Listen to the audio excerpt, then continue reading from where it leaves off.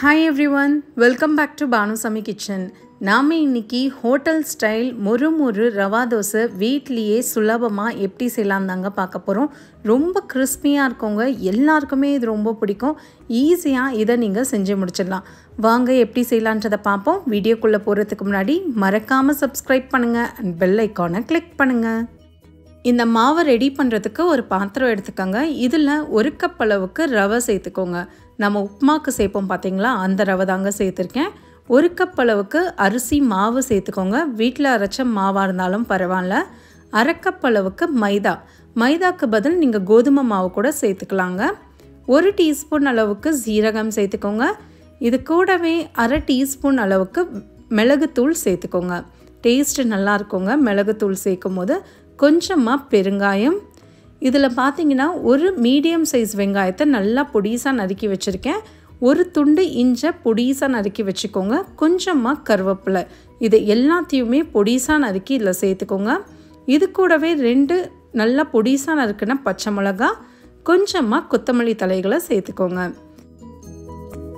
நீங்கள் இதில் துருவின கேரட் கூட சேர்க்கலாங்க. நல்லாயிருக்கும் குழந்தைங்களுக்கு கொடுக்கும் போது. தேவைக்கேற்ப உப்பை சேர்த்துட்டேன். இதில் ஒரு 1/4 கப் அளவுக்கு தயிர் சேர்த்துக்கோங்க. 2 டேபிள் ஸ்பூன் அளவுக்கு தயிர் சேர்த்துக்கோங்க. இது எல்லாத்தையும் ஃபஸ்ட்டு 2 கப்பு தண்ணியை வச்சு நல்லா கரைச்சி விட்டுக்கோங்க. எந்த கப்பில் நீங்கள் ரவையை அளந்தீங்களோ அதே கப்பில் தாங்க தண்ணியும் சேர்க்கணும். எந்த கப்பில் ரவை அரிசி மாவுலாம் அளந்தமோ அதே கப்பு தான். ஃபஸ்ட்டு 2 கப் அளவுக்கு தண்ணியை சேர்த்துட்டேன். இந்த மாவை நல்லா இந்த மாதிரி கரைச்சி விட்டுக்கோங்க. பாருங்கள், நல்லா கரைச்சாச்சு. இப்போ நாம் மறுபடியும் இதில் ஒரு 2லேருந்து 2.5 கப் அளவுக்கு தண்ணி சேர்த்துக்கோங்க. ரவை தோசை கொஞ்சம் மாவு தண்ணியாக தாங்க இருக்கணும். அதனால நம்ம கிட்டத்தட்ட 5 கப் அளவுக்கு நீங்கள் தண்ணி சேர்த்துக்கலாம் டோட்டலாக. இதை நல்லா இந்த மாதிரி கரைச்சி விட்டுக்கோங்க. மாவு கன்சிஸ்டன்சி பார்த்துக்கோங்க, தண்ணியாக தான் இருக்கணும், திக்காக இருக்கக்கூடாது. இப்போ நாம் இதை தட்டை போட்டு மூடி ஒரு 10 நிமிஷம் அப்படியே வச்சுருங்க. மாவு ஊறட்டும். அதுக்குள்ளே நாம் ஒரு சட்னியை ரெடி பண்ணிக்கலாம். மிக்ஸி ஜார் எடுத்துக்கோங்க. இதில் 1 கப் அளவுக்கு துருவின தேங்காய் சேர்த்துக்கோங்க. இது கூடவே 1/2 கப் அளவுக்கு உடச்சக்கடலையை சேர்த்துக்கோங்க. காரத்துக்கு ஒரு 2லேருந்து 3 பச்சை மிளகாய் உங்கள் காரத்துக்கு தகுந்தா போல் சேர்த்துட்டு கொஞ்சமாக கொத்தமல்லி தலைகளும் சேர்த்துக்கோங்க. தேவைக்கேற்ப உப்பை சேர்த்து இதில் கொஞ்சமாக தண்ணியை சேர்த்து நல்லா மைய அரைச்சி எடுத்துகிட்டு வந்துடுங்க. ரொம்ப ஈஸியான சட்னிங்க.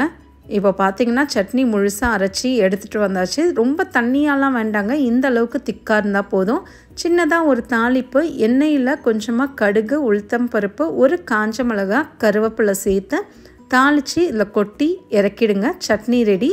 இப்போ நம்ம ரவை தோசையை செய்ய ஸ்டார்ட் பண்ணலாம். மாவு பார்த்திங்கன்னா 10 நிமிஷமாக நல்லா ஊறிடுச்சுங்க. சப்போஸ் திக்காக இருந்தது அப்படின்னா நீங்கள் இன்னும் கொஞ்சம் தண்ணியை சேர்த்துக்கலாம். ஆனால் கரெக்டாக இருந்தது இதுவே 5 கப் அளவுக்கு தண்ணி சேர்த்தாலே கரெக்டாக இருக்குங்க. இப்போ நமக்கு மாவு ரெடி ஆகிடுச்சு. நம்ம தோசையை சுட ஸ்டார்ட் பண்ணலாம். தோசைக்கல்ல முதல்ல எண்ணெயை போட்டு நல்லா இந்த மாதிரி தடவி வச்சுக்கோங்க. தோசைக்கல் நல்லா சூடாக இருக்கும் போது ஒரு குழிக்கரண்டி அளவுக்கு மாவை எடுத்து இந்த மாதிரி ஊற்றுங்க. ஓட்டையாக இருக்கணுங்க. ரொம்ப திக்காக இருந்தது அப்படின்னா நீங்கள் தண்ணியை சேர்த்து இன்னும் கொஞ்சம் கரைச்சிக்கலாம். அடுப்பு தீயை மீடியம் ஃப்ளேம்லேயே வச்சுக்கோங்க. நெய் இல்லைன்னா எண்ணெய் சேர்த்துக்கலாம். நீங்கள் சேர்த்துட்டு மீடியம் ஃப்ளேம்லேயே வச்சு இந்த தோசை நல்லா முருகல் ஆகிற வரைக்கும் நம்ம வேக வைக்கணுங்க.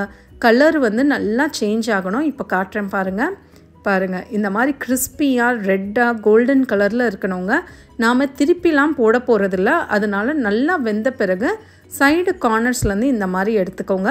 எக்ஸாக்டாக ஒரு 2 நிமிஷத்துலேயே தோசை நல்லா வெந்துடுங்க. பாருங்கள் எவ்வளோ கிறிஸ்பியாக இருக்குது பாருங்கள். இந்த மாதிரி கோல்டன் கலரில் இருக்கணுங்க.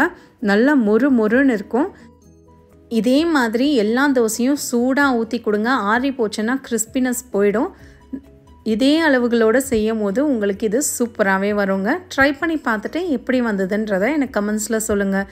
இன்னொரு வீடியோவில் உங்கள் எல்லாரையும் நான் பார்க்குறேன். தேங்க்யூ ஃபார் வாட்சிங்.